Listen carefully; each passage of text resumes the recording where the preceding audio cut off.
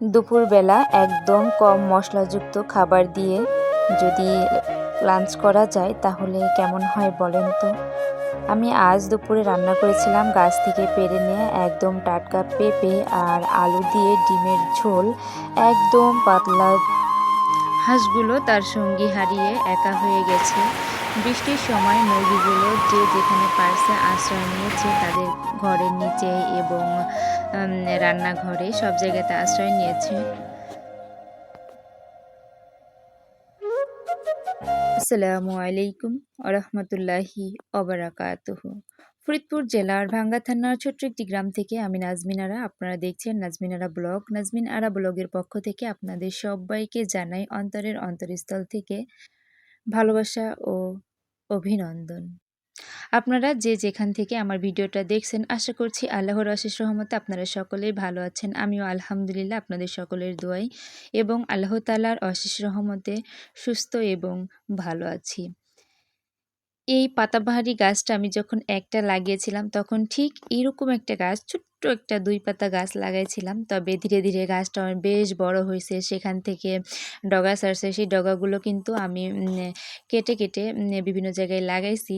২-৩টা জায়গাতে লাগানোর পরে সেখান থেকেও কিন্তু ডগা ছাড়ছে। এখনও যদি আমি চাই মিনিমাম ১০টা গাছে অন্তত মানে ১০টা পাত্রে লাগাতে পারবো, এরকম ডালপালা ছাড়ছে। আসলে ওদেরকে বেশি কিন্তু খুব একটা যত্ন করা হয় না। তবে বড় যে গাছটা ছিল সেটা কিন্তু মারা গিয়েছে। তবে এখন যে ডগাগুলো ছাড়ছে আমি খুব চিন্তিত হয়ে গেছিলাম। বৃষ্টির কারণে আমার বেশ ক্ষয়ক্ষতি হয়েছে। আমার অ্যালোভেরার গাছগুলোও মারা গেছে। পরে আমি যেগুলা ঘরে রাখছিলাম, যেটা যেখানে রাখতে পারছিলাম তো রাখছিলাম। তারপরও ঘরের গাছগুলাই আগে মারা গেছে। বৃষ্টিতে ভাবছিলাম যে মারা যাবে। তো বৃষ্টিতে কিন্তু মারা যায়নি। ঘরের মধ্যে যে রাখছিলাম ওইগুলা রৌদ্র কম পাওয়ার কারণে মারা গেছে। বিষয়টা আমি বুঝতে পারি নাই যে কেন মারা গেল। পরবর্তীতে আমি বের করে দিই। পরে যে আগে যে ছায়া পাইছে, পরবর্তীতে যে রোদ পাইছে এ কারণেই মারা গেছে, এটাই বুঝলাম। তবে আমার পাতাবাহারি গাছগুলো কিন্তু বেশ সুন্দর হয়েছে। জায়গা বাসা ঠিক হলে না, ঘরের সামনেগুলো ঠিক হলে আমি পরবর্তীতে আবারও সব ধরনের গাছ লাগানোর চেষ্টা করব। যদিও গ্রাম আর আমি তেমন কোনো জায়গাতে বের হই না, শুধুমাত্র বাড়ি টু রুম, মানে আমার বাড়ির আঙিনায় এবং ঘর। আর বাজারঘাটে তো খুব বেশি একটা যাওয়া হয় না, গেলেও মা আছে, মা যায়। আপনাদের ভাইয়া আমাকে খুব বেশি বাবার বাড়িতে যাওয়া কিংবা বাজারঘাটে যাওয়া খুব একটা পছন্দ করে না। যদি বিশেষ কোনো দরকার হয় তাহলে মা, মানে আমার শাশুড়ি মা, সে আমার সঙ্গে যায়। তাছাড়া আমার খুব বেশি একটা যাওয়া হয় না। আর যদি বাবার বাড়িতেও কখনো যাই না, তো তখন দেখা যাচ্ছে যে ওই ম্যাপ করা আছে গাড়িতে এত সময় লাগবে। মাঝে মাঝে ওই কোথায় উঠলাম, কখন উঠলাম ফোন দেয় আর গাড়িওয়ালার সাথেও কথা বলে, এরকম একটা সিস্টেম। তো ওই সূত্রে না আমার খুব বেশি একটা যাওয়া হয় না। যাই হোক, আপনাদের সঙ্গে আমি কিন্তু অনেক কথা শেয়ার করলাম। এর মাঝখানে আমি কিন্তু উঠানটা ঝাড়ু দিয়েছি। সকালবেলা নাস্তা হিসেবে আম কেটেছিলাম। তো মনে হচ্ছিল কি যে একটু ঝাল ঝাল খাই। তো টক ঝাল মিষ্টি একটু কম্বিনেশন রেখেছিলাম।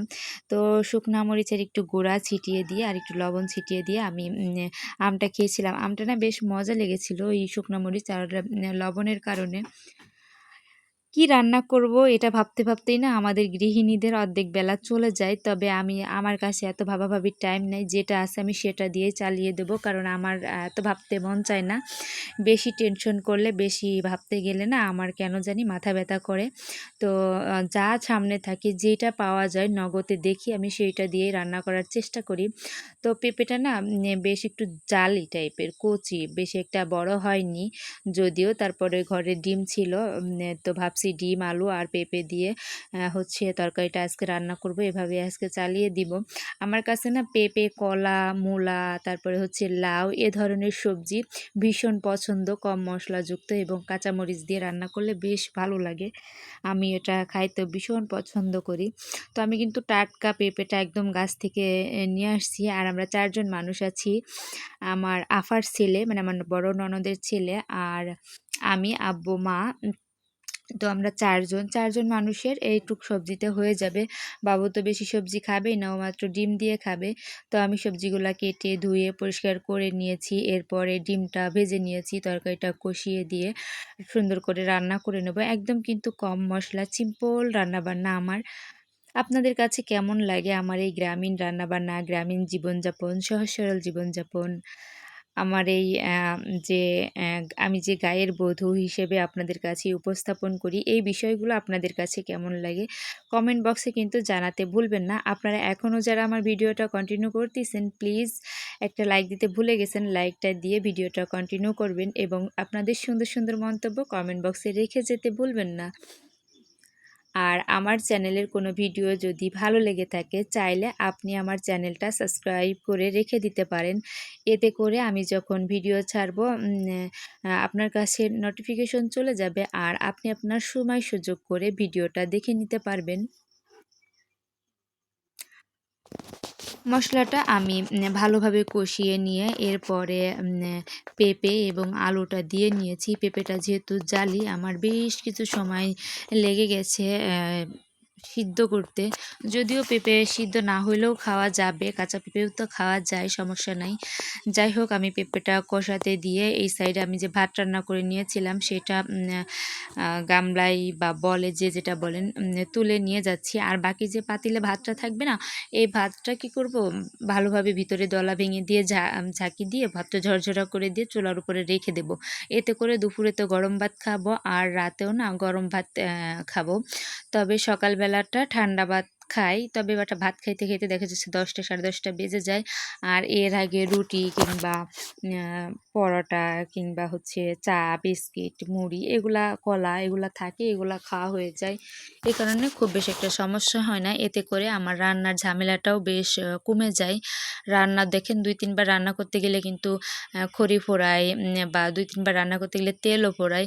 তো আপনাদের কাছে যদি কিপটামি মনে হয় হতে পারে, তবে আমার কাছে এই বিষয়টা বেশ ভালো লাগে। তবে আমার বাবার বাড়িতে কিন্তু ২ বেলা ৩ বেলাও রান্না করে। আমার বাবা গরম ভাত ছাড়া খায় না। তবে আমার শ্বশুরবাড়ির এই সিস্টেমটা আমার অনেক বেশি ভালো লাগে।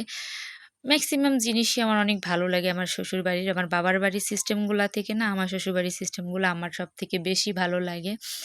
কেন যে ভালো লাগে সেটা আমি বুঝি। কারণ ওইখানে কাজ বেশি, ঝামেলা বেশি, রান্নাবান্না বেশি। সবসময় পাট, ধান, মসুরি, বতর সবসময় থাকে। আমার শ্বশুরবাড়িতে কাজ আছে শুধুমাত্র ধান, অন্যান্য কিছু না।